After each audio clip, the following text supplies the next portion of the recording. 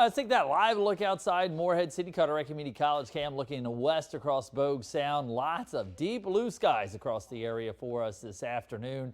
Cool temperatures though, 61 Jacksonville, Kenansville after being into the low 40s this morning. 60 in Oriental, Beaufort coming in at 61, 63 in Washington. Not much in the way of cloud cover, and those winds, they are a little strong right now, but they will gradually die off as we do head on in through later this afternoon. That nor'easter well off to our north. The differences in pressure is what drives the winds. Well, that pressure kind of relaxes a little bit here as we progress through later on this afternoon, and notice those winds go very light as we head overnight tonight. Now, the dew points, that's how we measure the moisture in the atmosphere.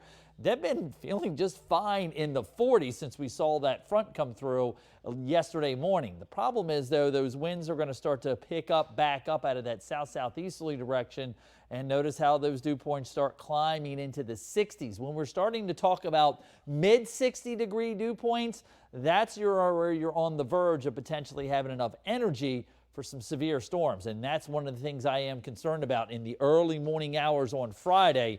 We've got ingredients in place that could have some strong to possibly severe storms across the area. So make sure you have a way to stay weather aware, not tonight, but tomorrow night into Friday morning. Temperature-wise today, upper 60s to near 70 degrees, lots of sunshine around, the quietest remaining day of our work week for us here, and we are going to be seeing that sun setting like around 6:15 this evening as the days get shorter and shorter. Those light winds, clear skies around.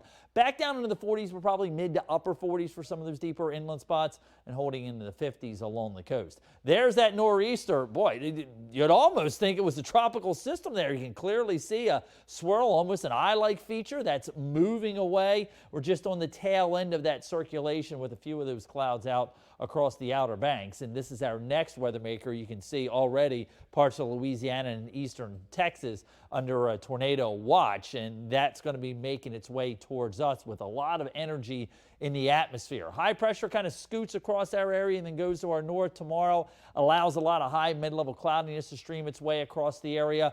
Here's what I'm concerned about. A little wave of low pressure by Thursday night starts to develop along that front that's lifting northbound as it comes out of Georgia and South Carolina, and then kind of cuts right over us as we head to the early morning hours on Friday with that front around and the changing winds and direction.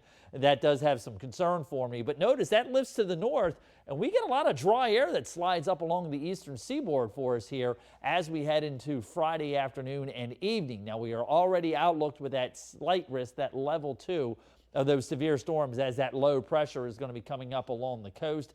We do have the chance of maybe an isolated tornado or water spout here. So again, have a way to stay weather aware early on Friday morning, with some damaging winds also possible for us here. So for the early morning hours on Friday, we have declared it a weather alert time period. We'll see that upper level system with this system get out of here on Saturday and set us up for a nice start to early next week.